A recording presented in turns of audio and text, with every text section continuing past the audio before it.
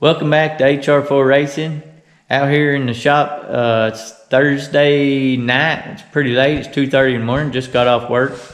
Starting to get the car ready for tomorrow night. We got a race tomorrow night, Friday night at I-75. That's if the weather holds off.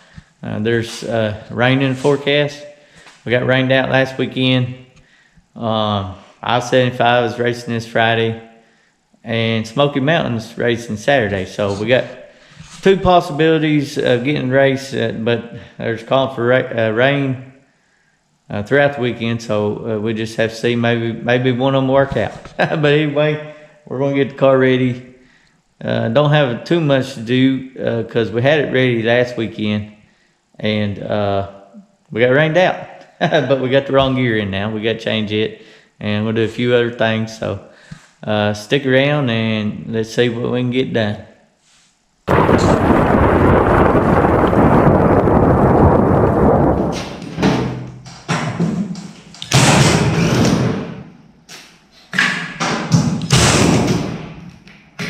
Like I said, we got rained out last weekend at Mountain View Racing. We had it was originally supposed to be 1,200 wind, and they upped it to 1,500 wind and 125 to start, which to me, that's a pretty good pay right there. Strict stop. I feel like. I feel like Mountain View's really stepped it up on the pay. They seem to be paying good for if you don't win, like in between, you know. But anyhow, like I say, it got rained out and they rescheduled it for I think sometime in August.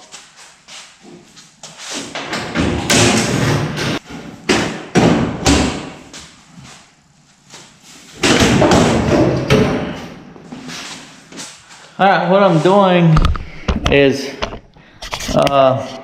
I'm changing the fuel line. We have a 1/2-inch fuel line right now, and I'm going to change it to 10 AN. The fuel pressure's been good while chasing racing, but it's still in the hot laps when the track is tacky. For like the first couple laps, the fuel pressure will drop and the fuel light will come on. If you look back at the videos, you can see the fuel light come on when he's coming out of the corner, like the first, or actually I think at the end of the straightaway, like the first couple laps, and then it's fine. So we think, we've talked to our carburetor guy and the guy helps with our engine, and we think this E85, we think the supply line is just a little bit too small anyhow, and so we're going to put a bigger supply line in. We got a 1/2 inch right now. We're going to 10 AN, which is kind of like going to 5/8 standard. That's kind of what it's same as 10 is, kind of.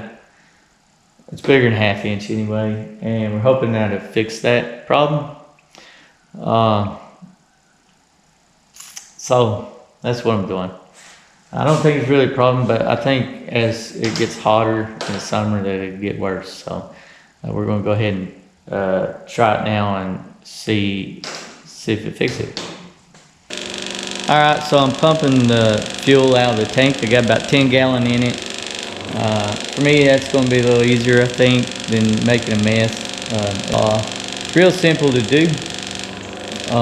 You don't have to siphon it or anything like that. Just get you an inline electric fuel pump, and you can stick it on the end of your fuel line where it goes into your fuel pump. Just take your line off and just clamp it onto it, and you can just hook it up to a battery, as you can see, and it'll pump it right out of there.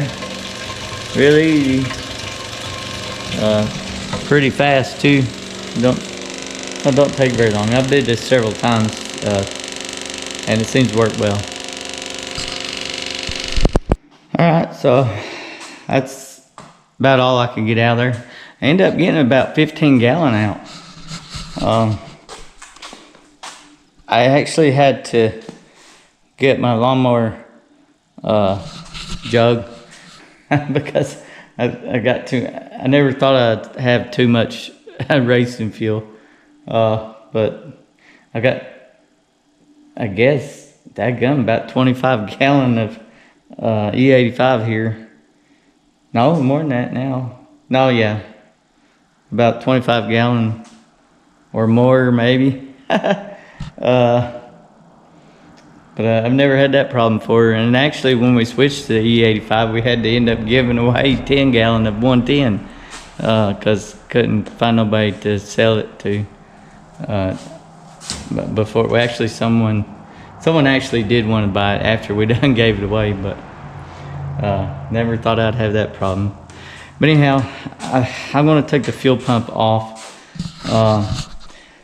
I've got to replace this fitting in it, and to switch it to 10 AN. But I could get it on, but I can't get down there to make sure I get all the thread tape out. And I don't want to leave a little piece in there to get my carburetor. So I'm going to take the fuel pump off to make sure I get it all out so I can see it better. I know a lot of people say not to put thread tape on. I've always been reluctant not to, you know. I've always just cleaned it real good when I took the fitting out. But I don't know, maybe it won't leak, you know. But I want to make sure it don't leak, so I'll put thread tape on it anyway. Maybe it's the wrong thing to do, but that's what I've always done.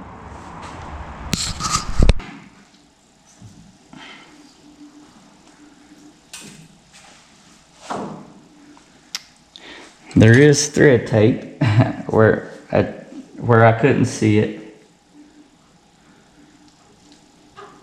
Exactly what I expected.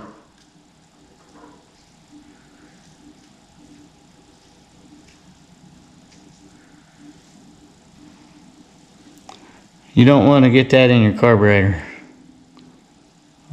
They say it'll do stuff, I think, so.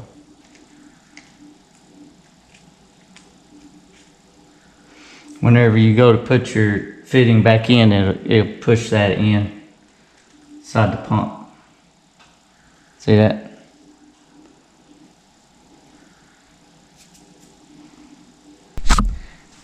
This is the fitting I'm putting on the fuel pump inlet.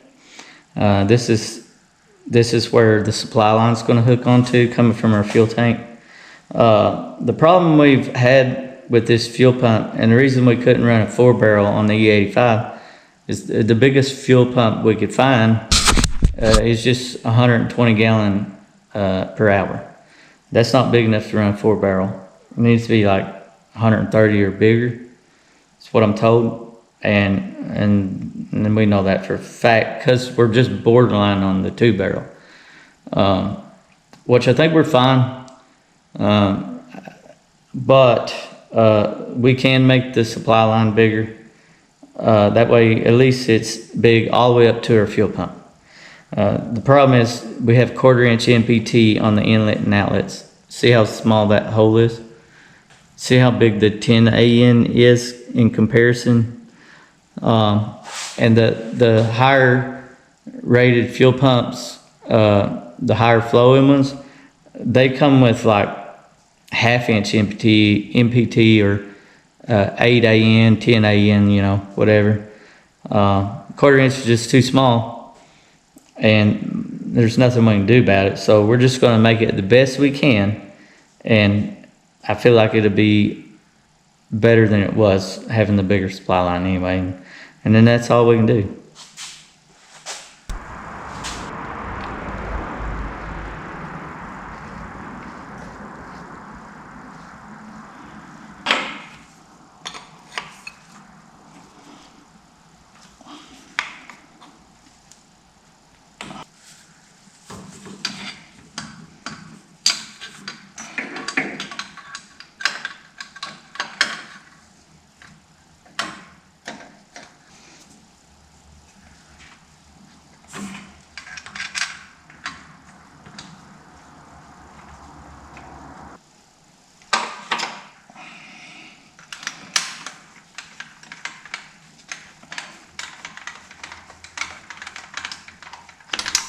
Now I gotta take it loose from my fuel filter, because I'll have to change, one, I gotta get the line out, but I'll have to change the ends on the fuel filter too.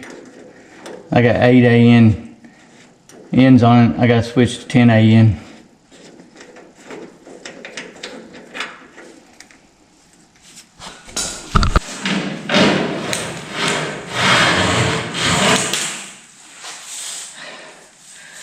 Alright, there's my fuel line. I'm taking it off now because I ain't got the fuel line yet. I gotta go get it tomorrow. And we're gonna race tomorrow too, right? But I wanna know exactly how long it is. I don't want it too short, that's for sure, and I'd rather not have it too long. I'd rather it be, this fit perfect. I'd rather have it this size. Alright. So I got the other line out, coming from my filter to my tank, and I got my fuel filter. Now I got to put my ends, change my ends to 10 AN on the filter. All right, now my ends. If you ever wonder, I'm sure at one point you've tucked one of these apart and say, how does it go back together? Well, so for one thing I do, so I make sure I put it back in the car right, is I'll mark the flow on it. That way I don't get mixed up once I get it together. But, so, I'm going to show you how it goes.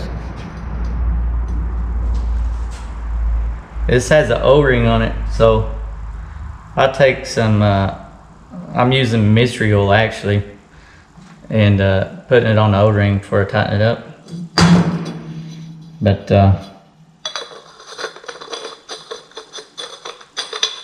put one end on. The ends are the same.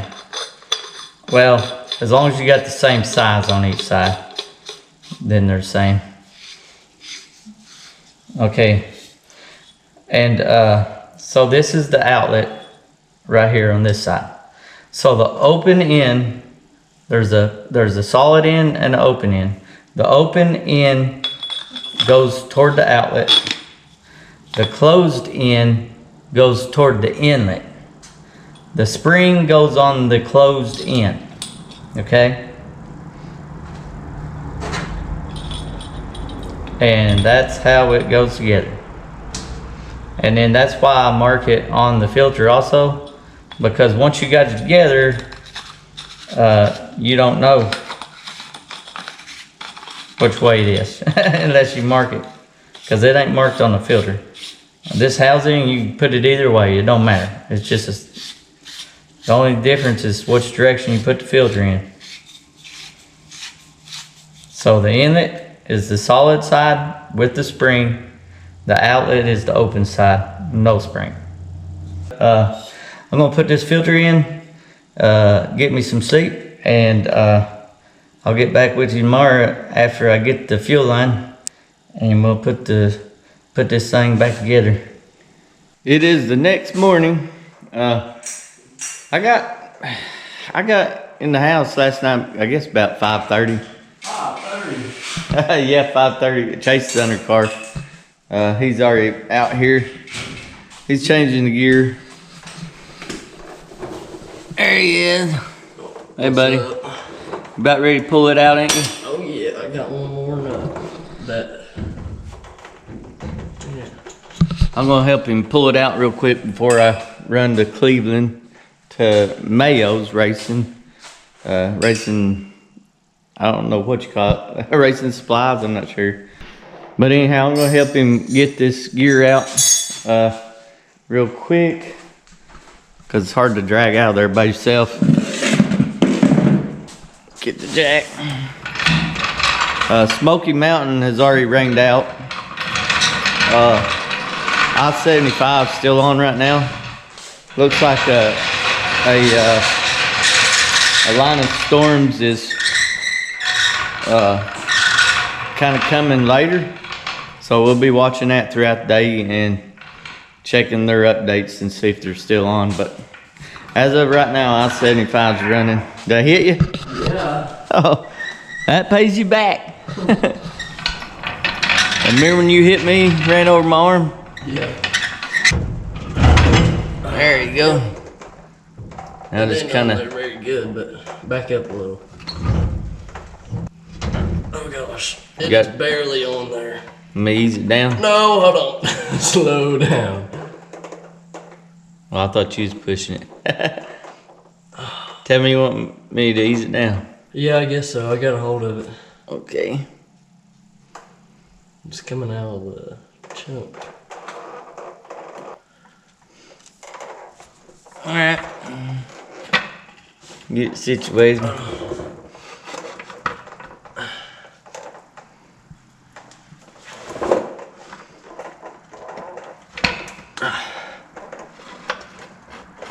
Got it? Yeah.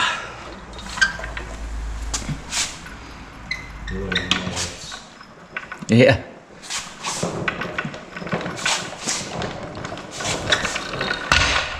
Tight. All right. One gear out, one gear about to go in. High five. Huh? I said high five. No. It's pretty easy to change one of these gears.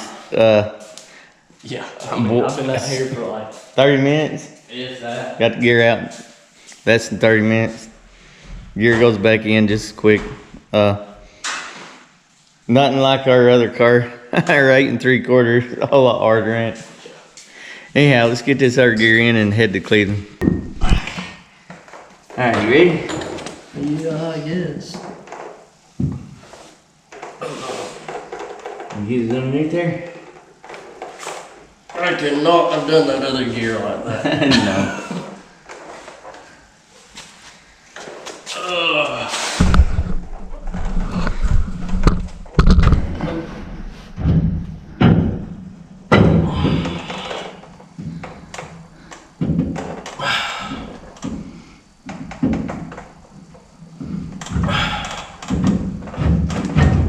There you go.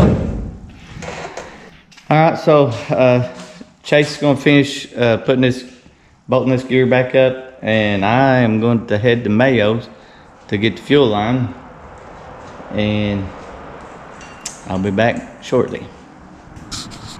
All right, I'm back with the fuel line. I actually had to put the ends on myself. I've never done that before, but it wasn't too bad. There's one of them. Fixing to put them on, but we ordered some hose clamps, some different hose clamps from Speedway. Actually, our top radiator hose was kept seeping out a little bit when we were racing the last few races. So I got these clamps. And they are a whole lot better clamps, and I think that'll do the trick. All right, guys, we got the fuel line on. There it is, and of course it goes up under the car. And the fuel. I'm not going to show you all that. You'll see the fuel line. And Chase got the hose clamps on. You actually had to grind them down a little bit, right? Yeah. Like, they say to get this size for 1.5 inch, but I did read on a comment the guy had to grind them down where they tighten up a little bit more. So I would not recommend them, but we'll see how they work, right? Yeah. We got them tight. They're pretty tight though, so I don't know. Yeah, but still, if you don't want to grind them down and modify them, don't get them. Yeah. But anyhow, hopefully they'll work for us.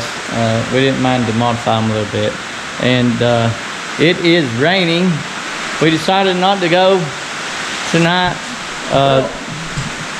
Kinda. We were on the fence about it until after doing all this, we ran out of time kinda. Yeah, it was getting close on time. And it's raining, and just don't want to deal with rain. And probably a good chance to get rained out anyway. And I didn't want to pull the car in the rain and have a muddy mess and not even get a race. So anyhow, we're gonna fire this thing up real quick and check it over and make sure we ain't got any leaks. and then we'll sign off. Fire in the hole.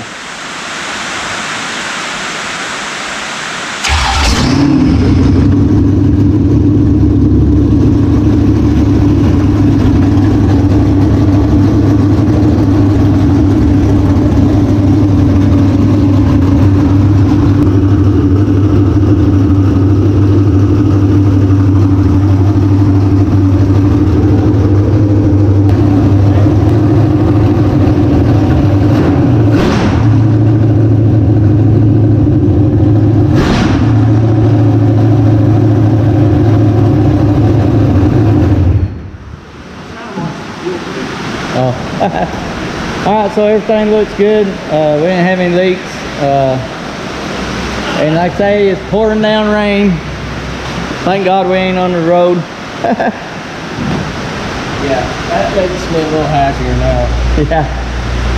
So anyhow, like I say, we're ready to race next week, I guess. And hopefully it won't rain. Where at? Who knows? Where at? Who knows? 2 weeks in a row we've been rained out. We think I-75 might still get it in. I don't know, but We're rained out. we're rained out. Yeah. So